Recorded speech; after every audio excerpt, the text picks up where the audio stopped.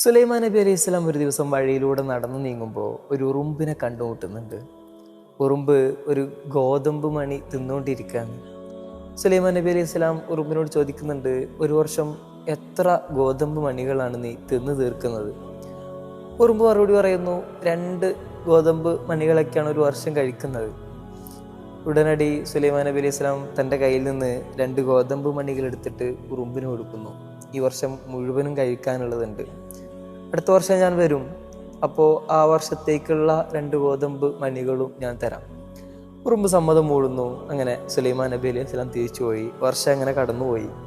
ഒരു ദിവസം സുലൈമാൻ നബി അലൈഹി സ്വലാം 2 ഗോതമ്പ് മണികളായിട്ട് ആ ഉറുമ്പിൻ്റെ അടുത്തേക്ക് വരുന്നു.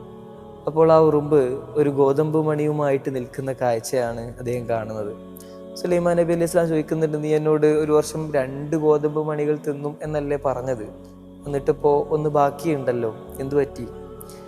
ഉറുമ്പ് മറുപടി പറയുന്നുണ്ട്, അതെ, ഞാൻ എല്ലാ വർഷവും എൻ്റെ എല്ലാ കാര്യങ്ങളും അള്ളാഹുവിൽ ഏൽപ്പിച്ചു കഴിഞ്ഞാൽ ഞാൻ 2 ഗോതമ്പ് മണികളൊക്കെയാണ് ഓരോ വർഷം കഴിക്കുന്നത്.